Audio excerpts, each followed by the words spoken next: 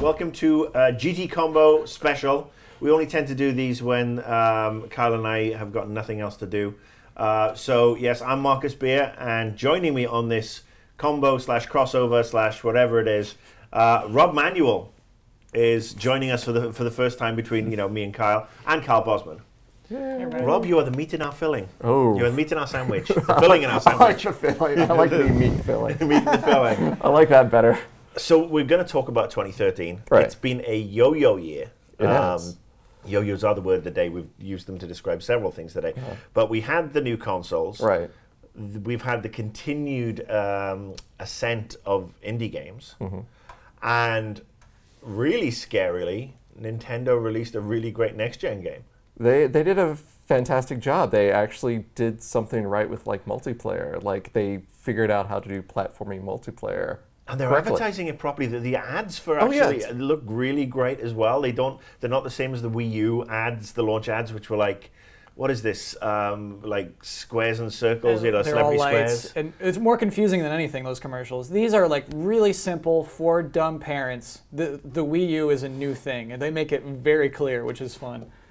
No, and it like you said, they did it right. They actually created a game where it's like this is really fun to play with other people and bringing other people to the couch and bringing other people to the console, and they've completely figured it out. The only criticism I've heard that it's just not nearly as fun if you're just playing by yourself. I think the craziest thing Nintendo did this year, though, was like bring success to the 3DS, which I think last year at this point we'd do that whole conversation like, oh, they should have gone mobile games. Mobile games are the way to go. You know? But 3DS can't do they it. still should go mobile game. I mean, they are leaving a lot of money and a lot of potential on the table to bring, I think, these old games to mobile and to iPad or whatever.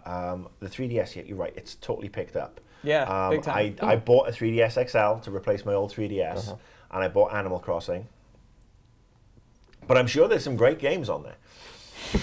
There's so many. There's Zelda. There was a great Zelda. They actually made a new Zelda, a portable Zelda. I'm being flippant. That I mean, the people absolutely love, and there's actually some great downloadable games. A Zelda game for adults, I think, is the craziest thing about it. Really? That game is made for people who played A Link to the Past. Right. You know, and it's just like it's not like here, Link. Here's how to do this. It's like it's not that anymore. No hand holding. Just go in. Well, now you've actually made it interesting to me, because that's the biggest problem I've had with so many Nintendo games, especially. I mean, It's very Animal Crossing was the prime example of you going into the shop for the 55th time. Hi, let me tell you about my sales today. My brother's not here right now, but I'll be.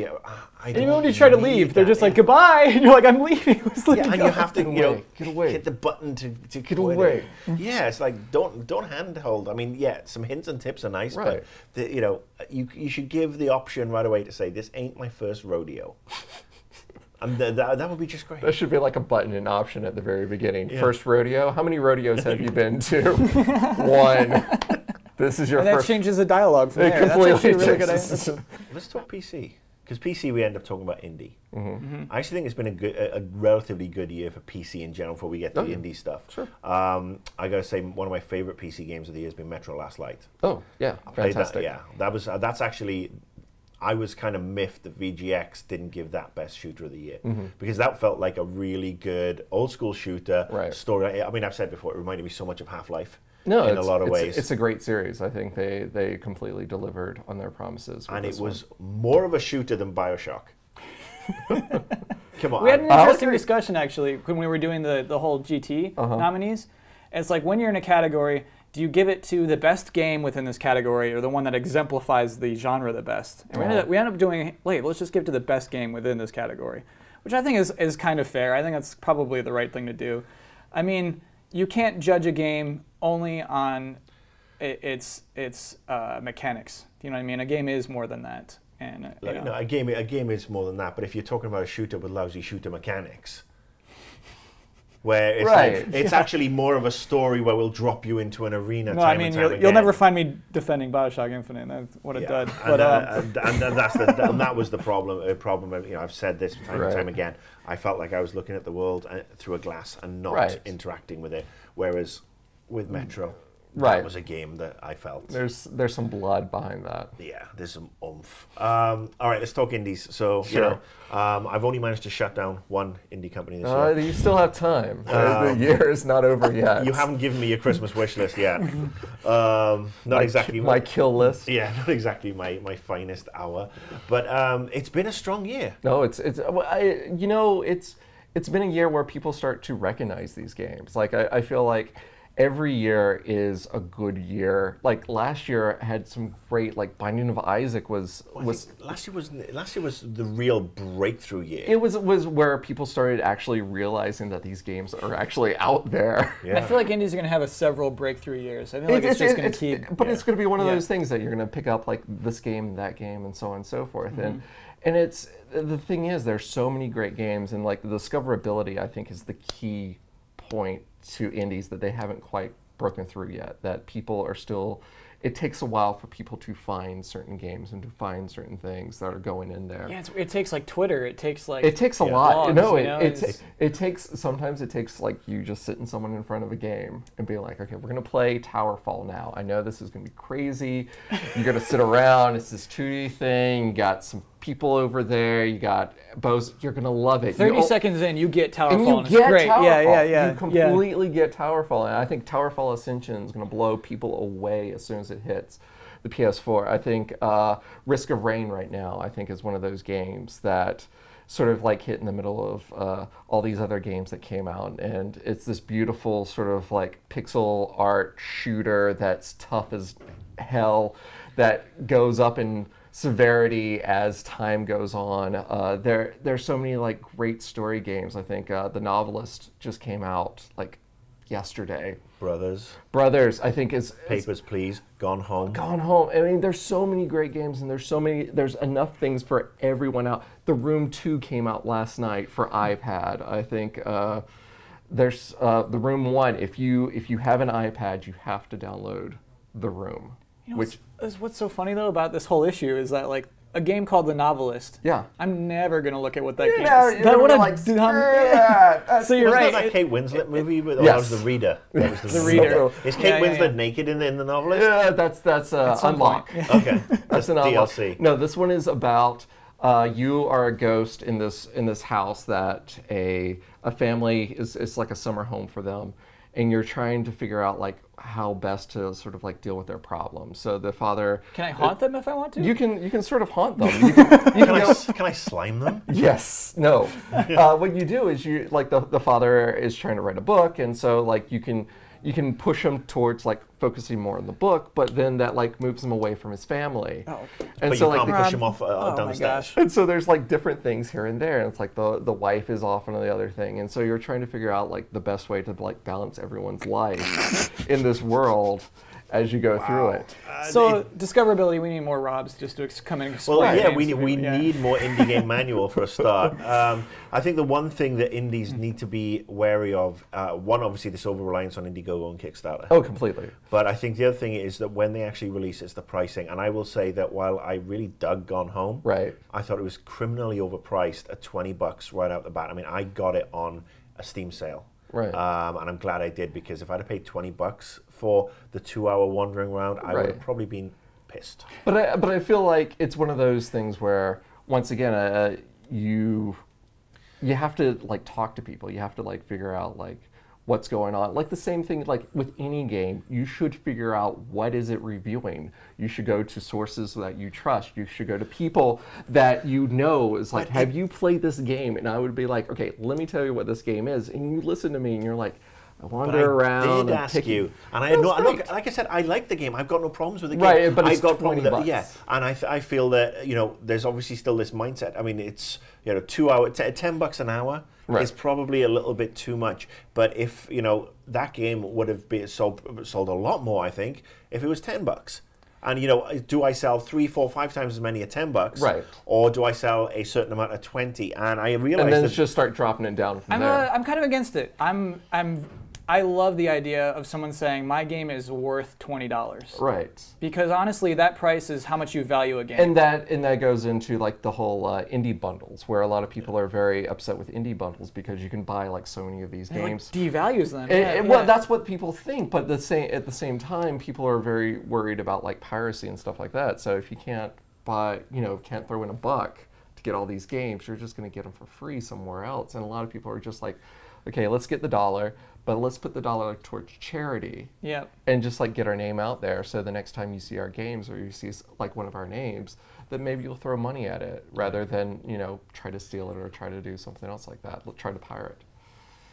But I would say, and like I said, I get where you're coming from, and I'm not trying to be a miser or anything like that. I just feel that everybody feels their game is, I can sell this for $39.99 or $20 or whatever. And I think you've also got to look into what is the perception within the community and what is touching and beautiful to some people and worth $20 to a lot of people. It's like, it's also that impulse threshold, because indie games and one like Gone Home was an unknown quantity. Right. People, it's difficult to describe the game. Oh, completely. So are you going to risk $20 or $10? But once again, like we're now, look at us, we're actually now talking about games under the $60 threshold. It used to be, it was like, how much is a game? $60.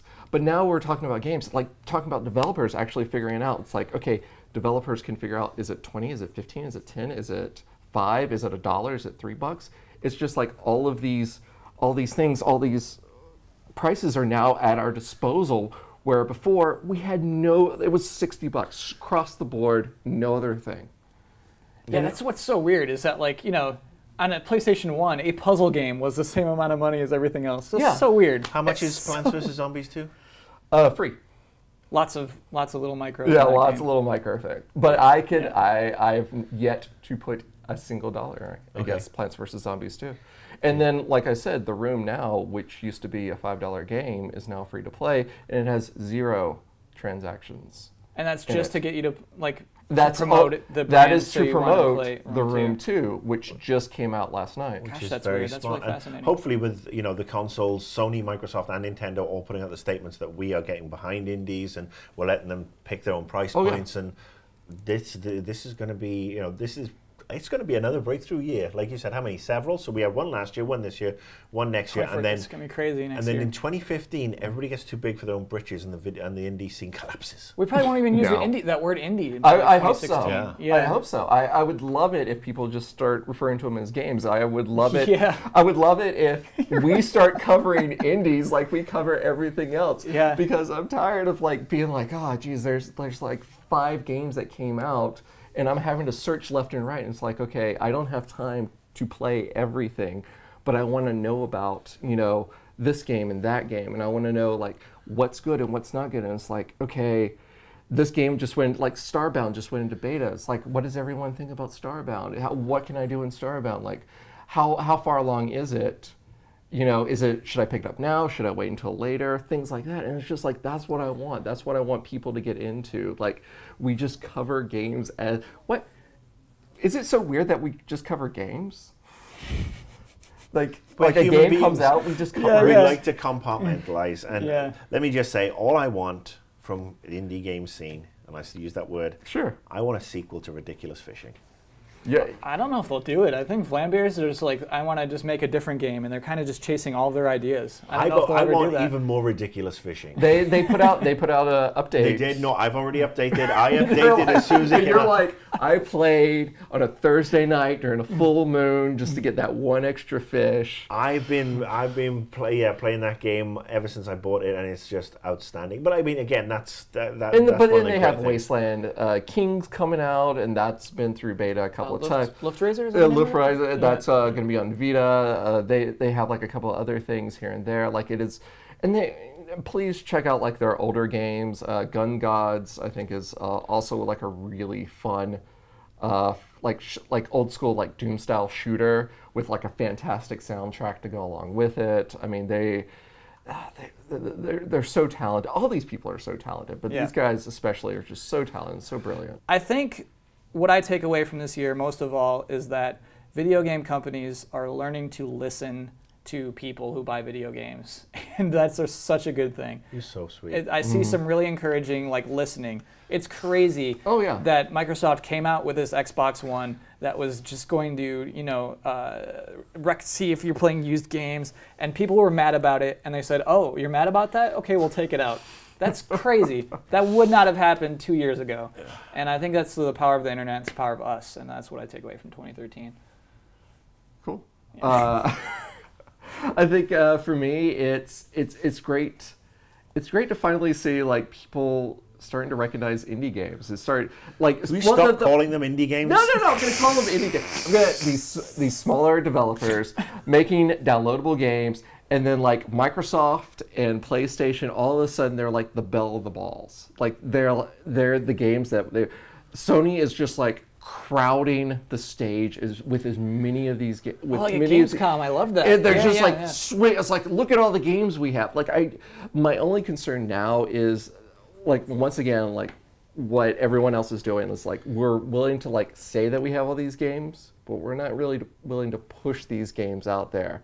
We're not willing to just talk about these games or why they're special. And I feel a lot of people don't understand what these games are doing for them. It's all content, isn't it, Kyle? It's all you love content. that word. I don't like that word. You love that word. Experience. For me, I'm glad it's over. I'm glad 2013 is over because there have been some great games this year, but there's been way too much bullshit across the board. I think the console launch was, the new launches, they just dragged on and on. They were exhausting, to just try and get through. And I think they've underwhelmed a little, but I think this is, we go through this every 7 years, and this means that the next 7 years will actually, be really cool. But yeah, I hope people listen more. I hope the publishers listen more, and not just, the smaller publishers and the indie devs, or, Microsoft when they have 35 billion people saying, no DRM. Right. I'm hoping that the EAs and the Activisions and the Ubisofts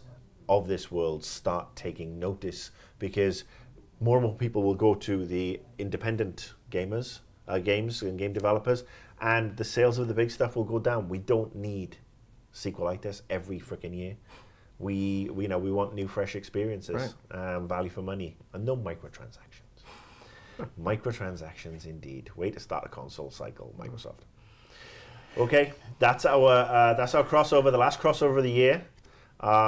My probably last crossover, unless I come back at some point in the not too distant. E3 or something? Yeah, you want me back at E3? Yeah, why not? Please send $5 to Kyle Bosman at GameTrailers.com. Not my call. We'll kickstart that. Not my call. Look for it on Indiegogo or Kickstarter. I think there'll be a Kickstarter to keep me off. But yes, Merry Christmas, Happy New Year. Whatever you're celebrating, just celebrate it with some games and have some fun.